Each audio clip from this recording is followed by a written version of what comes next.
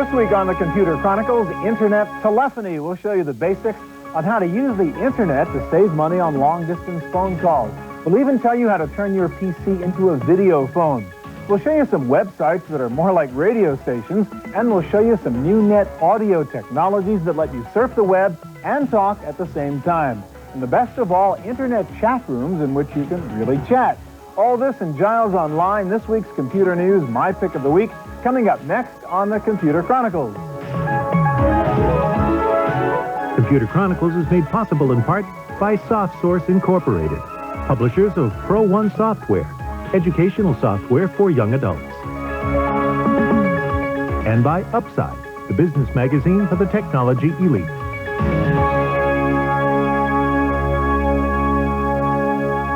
Hi, and welcome to the Computer Chronicles. I'm Stuart Chaffee. The Internet and the World Wide Web used to be just about text. Then along came graphics, and then came sound. Now you can use the net to make phone calls, listen to radio programs, or even do video telephony. We're going to start by looking at some of the basics of Internet telephony with Rob Enderle of the Giga Information Group. Rob, you got a bunch of stuff here. I guess the first thing you need is a phone instrument, if you will, something to talk into a microphone and something to listen to, a speaker of some sort. Absolutely, and we've got a number of them we're looking at here on the table. We've got the kind of thing you would typically get with a software package, comes in the box, very simple microphone. So it might come bundled with the software? Yeah, absolutely. And then a more expensive one called the Jabra that actually works off the bone in your head. It's very impressive. A lot of folks like it, but it is expensive. Then we've got the typical handset. The traditional. Certainly something that adds to the look of your computer. We've got a headset. Costs about $12 at your local computer store, and of course you've got the kind of thing that comes right with your computer, a regular microphone. Yeah. So if you had a laptop like your OmniBook here that has a built-in mic and a built-in speaker, you could just use those, right? Absolutely. All right, so you also need a sound card, I take it, inside your computer to deal with the sound? Yes, it needs to be a full duplex card. If it's a half duplex card, what happens is you have to say over, or you have to disconnect the other party so you can talk. Full duplex means you can actually talk over the other party. It's much closer to a telephone-like experience. All right, now if I have a typical sort of Sound Blaster compatible sound card, is that full duplex? Probably not. One of the higher-end Creative Labs cards, particularly the Phone Blaster card, which was designed specifically for Internet-type telephony services and devices. All right, so that's the hardware. Now I need to go out and buy some web telephony software, right? That's right, and you have to make sure that both people are on the same web telephony software, because standards haven't gone far enough to allow you to call anybody with any piece of software yet. So different software, different standards, they're not going to talk to each other. Absolutely. So both of us have to go out and buy the same stuff. All right. Right. What software are we going to use here, Rob? We're looking at QuarterDeck's Web Talk. I'm on their sign-in page. What you do is you go to their web page, you sign in, and it automatically, as you go through the process here, I'm going to launch the Web Talk, automatically loads the software, sets up the call, brings down the directory, so that you can see who else is on there, so you've got somebody to talk to. So, of course, you can only call somebody who's also logged onto the web at that particular time, right? Absolutely. So you almost have to tell them ahead of time that you're going to be doing that. All right. So who are we going to call here? We're going to be calling Mr. Memory from QuarterDeck? From QuarterDeck, yeah. A.K.A. Gary Saxer, I believe. Right. Okay, and there he is. There he is. I'm going to dial in. All right, so it knows what his address is there. Absolutely. You need to go to the server so the server can determine his address. We've got dynamic addressing now, so it's... now, how does he know you just called him? It actually rings his in. Sounds like a telephone. Huh, okay. Gary, you online? Why, I certainly am. Good to hear from you. Hey, there he is. Works. You notice the sound quality is excellent. Yes, to say a little bit, Gary. Oh, of course it works. This is QuarterDeck's Web Talk product. Yeah, it does sound very good. Now, what's that little graphic? So, Gary, you're in New York here, huh? Well, yes, the graphic allows you to show you wherever you are. Actually, it can show us wherever you are, anywhere in the world. It sort of gives you an idea about how far away somebody is talking. For instance, if I were in Paris, the map would look at you're in California, and I'm in Paris, and it automatically updates and changes. All right, now the cool thing, Rob and Gary, is that we can call New York or call Paris, and if we're using the net, we're only paying for a local phone call, right? Absolutely. That's quite an advantage. Of course, That's correct. On each side, it's a local phone call. Right. For instance, when my wife calls her parents, we run about $200 a month up, and this saves a lot of money. All right, so this may be a little complicated. You got to set up a couple of things, but if you use it a lot, and if there's certain people you call all the time, you can save a heck of a lot of money here. A lot of money. And as we heard, the quality. If there are certain people you're going to call You can save a lot of money. I'm aware of quite a few people who make up the cost of the product in the first month of having the product. Yeah, I can see that. Just in long-distance phone Not charge. unusual. All right, so this is real stuff. I can make phone calls, call my mom anywhere around the world. Pretty much, yep. All right, Rob, thank you very much. You're welcome. Well, one problem with internet telephony up until now was that you had to choose whether to use your internet connection for talking on the telephone or browsing a web page. But a new technology from a company called NetSpeak now lets you do both at the same time. Federal Express became a giant of the overnight delivery business by providing fast, reliable service. But some customers need the extra security of knowing where their parcel is or who signed for it. And that is what the FedEx call center handles. Recently, the company added a worldwide web page to handle routine requests, and it is now testing direct telephone connections through the website. An example might be where a customer decided to track a package via the internet, and for whatever reason the information may not be complete to resolve their request. So by using this technology, they can immediately place a phone call to a customer service rep to complete that transaction. By combining the two communications lines, anxious customers can switch from the web page to live help by clicking on the call center button. FedEx, Perry Short, may I help you? NetSpeak's web phone sends voice messages through the internet to a Rockwell automatic call distributor, where they are identified and displayed as internet calls. Basically what we do is we take your voice and we digitally encode it, and through a fairly complex process which uses the web phone software, we actually take that encoded voice and packetize it. There are still some differences between an internet phone and the common analog variety. There is a delay between the time a call is transmitted and received, and the sound quality can be mediocre. But the engineers and testers are optimistic. I think right now, if you look at a good conversation on the internet, it approaches the telephone quality. The thing to do is make that consistent and reliable. And I would say during the course of the next year, we will pretty much be there. For the Computer Chronicles, I'm Giles Bateman.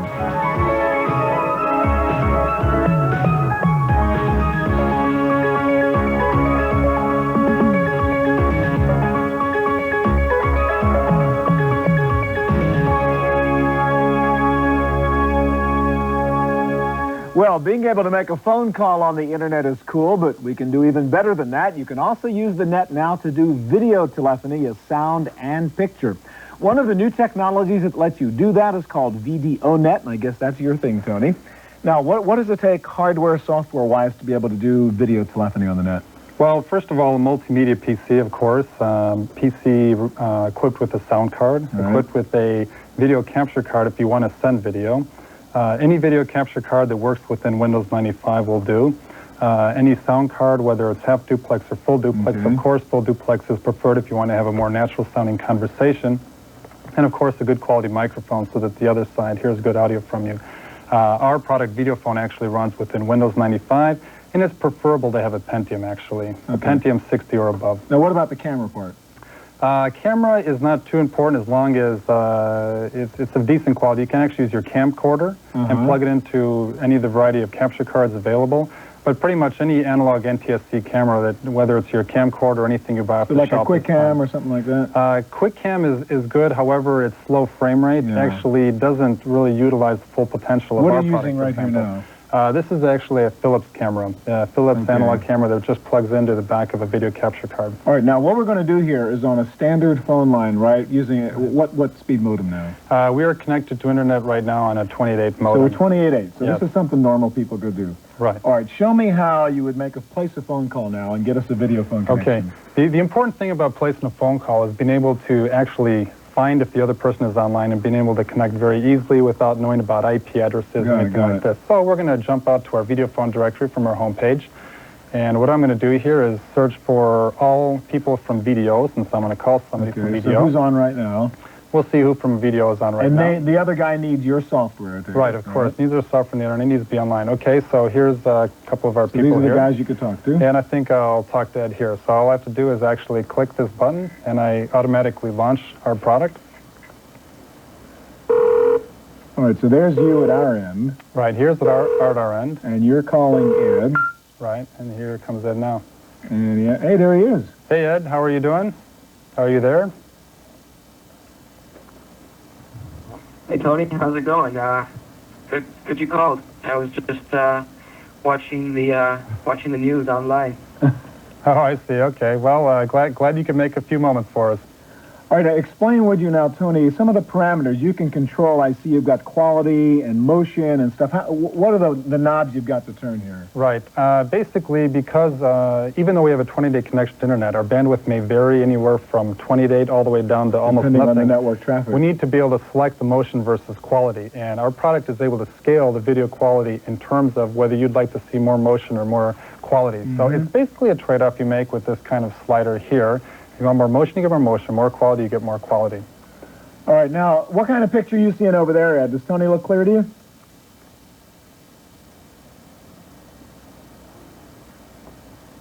Now, is that lag that's built in here? It could be lag. Ed, we're just wondering what kind of picture you're getting. Maybe the microphone's not picking up here. Tony's coming through pretty clearly.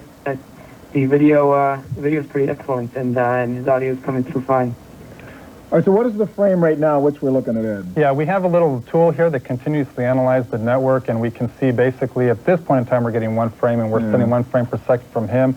If the connection is of a better quality, we'll see typically between 5 to 8 frames per second. Real quick, Tony, what's it cost me to be able to have this capability? If you've got the right hardware, basically the software will be in the $100 to $200 area. Typically, you already have a sound blaster, so the video capture card will be something that's going to cost you, again, between another $100 to $200. And a local phone call again. And a local phone call, that's it. Thanks, Tony. Well, all this internet telephony stuff is fine, but where's the phone book? And how do you call information to find someone's number? Well, there are ways of tracking down the net address for someone you want to talk to, and I guess that's the business you've gotten into with InfoSpace. Tell us how to use this stuff. If I want to track down a friend of mine and get in touch with them doing video telephony or using regular web telephony, how do I use InfoSpace to do this? Just like in the real world, when you want to find people, you want to go where the people are. Yeah. So in fact, the InfoSpace is one of the most popular internet directory on the internet. That's the only directory that's completely integrated. So you can find a person, you can find a restaurant next to a person, you can look at the person on the map, and you can see if the person is currently online. One thing at a time. I want to find a particular person because I want to, do some telephony stuff with them. How do I find a person here? You just go click on the person because they live. Well, first of all, I'm on the InfoSpace website. That is correct. Okay. That's infospace.com. Okay. You just type in the name of the person you're looking for. So I'm going to look for my brother because I haven't talked to him for a very long time. Okay. So I just type in where he lives. And we'll just pretend you don't remember his address and phone number. That's correct. So here we are. You can see that he definitely lives on this address. Okay. Now I can click on the address, and I can see where he lives on the map. And I can, in fact, now zoom in and get more detailed information exactly where he lives. All right, so one thing at a time. Now, you're doing kind of the simple stuff in a way. I mean, you found his address and his phone number and the map of where he is, which is cool. I want to do email, though, or I want to call him on a web phone. How can I need to find his email address? Oh, good. You go back here, you click on the name of the person, and now I can find his email. Just by clicking on the email, as I can see, his email is right here. Okay. But I need to know more than that, right? I want to know, can I find out, is he actually online right now? Can I find out, is he using my web telephony software? That's a very interesting question because since the web telephonies are not compatible, you want to know that you have the same... Exactly. Okay. So you can just click on to see if he's currently listed on the InfoSpace, which he is, and I just click on the name. As you can see, he's using an Intel Internet phone, and since the link is a hyperlink, he's currently online. All I have to do is just click on the hyperlink, and I'll be able to talk to him. Now, where is this stuff coming from? I mean, what's the source of your database? We have the many sources of the database. We have compiled the largest and the only accurate email directory in the world that, in fact, is the most accurate and the only accurate email directory. All right. Sounds cool. Thank you very much. Thanks a lot, Stuart. Well, so far we've looked at one-on-one phone conversations using the internet, but you can do a lot more than that. There's a new technology called OnLive, which is turning old-fashioned keyboard chat rooms into real-time audio chat rooms. I missed Miami's game yesterday. How'd they do? Really strong. Looks like a pretty solid team. We'll have to see what happens. World Wide Web pages have a new way to add realism and live interaction to their graphics and links. It's called Talker from OnLive Technologies, and it lets a group of people converse together on the same web page. Talker is a browser plugin now available on 6 voice-enabled websites. As the internet moves away from being solely a publishing medium to being a medium for communication, then the forms of that communication will have to become much more mainstream. I think the number of people who are prepared to sit and type messages to each other is pretty limited. That's not really the way people interact in the real world. They do what we're doing now, they talk to each other. And Talker is an example of a whole class of product which should make the web available to a much wider audience. This is like classic Doonesbury. Yeah, you can see what's going on in the country at that time as well, with the highlights. One of the first sites to begin using Talker is Doonesbury Electronic Town Hall, produced by Mindscape. Town Hall participants like to discuss history, politics, and of course, comic strips. Up until now, their messages have been limited to typed text. I think that there's a certain distance in the chat halls that you see now. You know, you scroll by, it's kind of cold, no personality, and the voice and intonation and everything adds this personality that you don't have otherwise, and it makes you realize you're talking to real people, and otherwise it doesn't feel real, and I think people treat it that way. It kind of humanizes it. Traveler is a 3D version of Talker for virtual worldwide websites. The software includes an avatar creator and sound perspective for added realism. Tiki World is one of the first Traveler-equipped 3D sites. Visitors to the world can speak through their avatars, which have moving mouths as well as facial expressions. The World Wide Web started off as content. It's currently going through a context phase where that content's been organized in different ways and is just about to move into what we call community. And I think in the future you'll see the web being as much a meeting place as it is a publishing mechanism. For the Computer Chronicles, I'm Giles Bateman.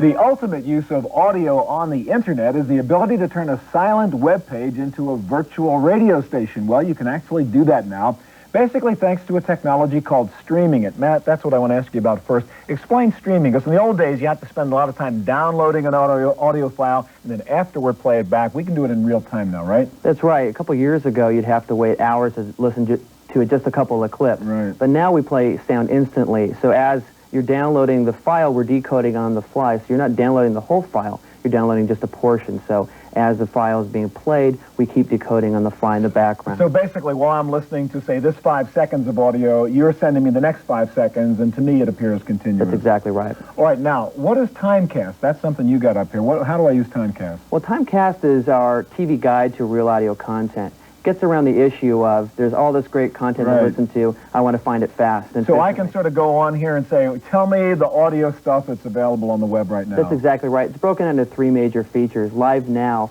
is actually a feature that breaks out all the live events that are happening every 10 minutes. So like these are actual, this is audio coverage of football, college football games that's right. on. So I can just click on one and listen to play-by-play of my favorite team's football game. You bet. Anytime you want, anywhere in the world. Okay, what are all the other things here? Well, we have about 150 radio stations that are broadcasting real audio 24 hours a day, 7 days a week. So if I selected rock, for example, I actually preset one of these radio stations, and it's actually playing in the background here. And what station are we listening to? This is The Edge in Dallas, and it's an alternative rock station. So I could listen to any one of 150 radio stations that are on around the country. That's right. Or around the world. We have radio stations in Hong Kong, Australia. And I can program this stuff you're saying by type, so I can say, hey, I want a rock station or I want a jazz station. That's something exactly I can't right. do on my radio. You got it. All right, that's cool. All right, now, you can also do news kind of stuff on this, right? Right. We have about 30 vendors that are updating daily content, and this ranges anywhere from business to poetry reading. And if you want to, you can go to the site and actually determine exactly what you want to listen to. And the feature is called the Daily Briefing. All right, can you show me how that works? You bet. So I could like assemble, I mean, we've heard about, assembling your private newspaper. This is really assembling my private personal radio newscast? That's exactly right. Huh. All right, so tell me what you're doing here. Well, I just started up the page, and I've actually selected a number of things I like to go back to every day. So what it'll play on the left-hand side here is a couple of selections. I like industry news. I like some financial information as well as sports. So you've selected the audio sources you want to compile, and it'll automatically go pull down those things for you, and you can go click and listen to a 5-minute newscast with your pre-selected That's topics? exactly right. So you basically roll your own newscast, and here it's playing in the background. You bet. And we chat about families and computing with the PC Dad. Wow. While hackers may be taking out their wrath on U.S. government sites like the Department of Justice and... So a whole wide variety of content out there. This is changing the whole domain out there, isn't it? Two quick questions. What does it cost me to do this stuff? What do I have to have in my computer? Well, the Real Audio Player is free, and you go to our Timecast site at www.timecast.com, and you can listen to great content. So pull down the plugin, go to your website, all done. You got it. What's this do to the future of radio? I mean, it's like redefining the whole experience, isn't it? That's exactly right. It's the ability to create your own newscast is growing, and there's other products that are doing that. The ability of Timecast to do this via audio is a significant way to have your own personal newscast. That is really cool. Thanks a lot, Matt. If you'd like to play around with internet telephony, video conferencing, or audio streaming, there are several websites that will help you do just that. Here's our webmaster, Giles Bateman, to tell you about a couple of websites that will help you get started. Thanks, Stuart. We're going to start with PGP Phone. Many of you may have heard of PGP. It stands for Pretty Good Privacy. It's the public domain encryption method created by Phil Zimmerman. PGP Phone lets you use the same encryption technology over your phone line for your own voice conversations. Now, here we are at PGP Phone's homepage, where you can download versions of the software for both Macintosh and now Windows 95. Let me roll up this window to give you an idea what the software looks like. Here is PGP Phone itself. You type in a phone number there and click dial. Then if the person on the other end has PGP Phone, you're all set. No need to buy a Clipper chip.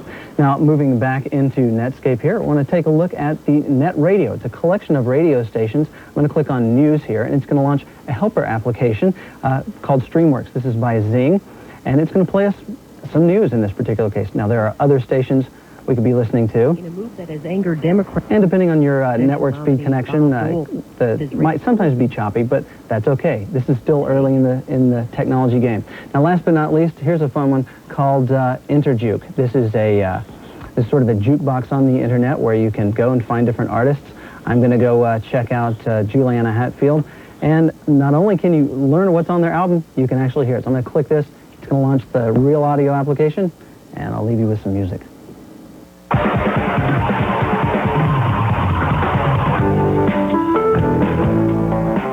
Thanks, Giles. It's time now for our weekly summary of the latest Internet and PC news. Here's Laurie Anderson with this week's Random Access Report. In the Random Access file this week, word in Washington is that the U.S. government's encryption plan is closer to becoming law. The new plan proposed by the Clinton administration would enable companies to sell their advanced encryption technology overseas, but would also require the companies to give law enforcement agencies the ability to break the codes with a special key under a court order. The plan has seen much debate because some groups fear the government will misuse the keys to spy on citizens. If you frequently post messages on Internet BBSs, beware. A rogue program known as a cancel bot is being blamed for wiping out more than 25,000 messages posted to the Internet's Usenet bulletin boards. Among the messages zapped in a matter of hours were those posted to electronic discussion groups covering topics from computers to women to several religious groups. A new modem technology has the online community abuzz. Digital Simultaneous Voice and Data, or DSVD, allows you to talk and send data on the same phone call.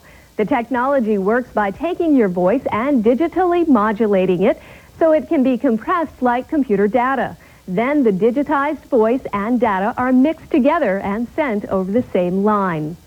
Tired of all the clutter around your computer? IBM went to the homes of 2,000 computer users and found out what they wanted, a cleaner workspace. The result is the new Aptiva S-Series. A thin media console houses the keyboard as well as pop-up CD-ROM and floppy drives. It also offers a mini tower that can be stored up to 6 feet away from the main desktop. Acer America Corporation has decided to reduce the price of its entire line of Acer-powered desktop personal computers by up to 20%. Acer says the move is part of a push to increase its market share in the commercial PC area. And finally, traveler beware. Under a new law imposed by Burma's military government, Anyone who imports, uses, or possesses a modem or fax machine without government permission can expect a jail sentence of up to 15 years.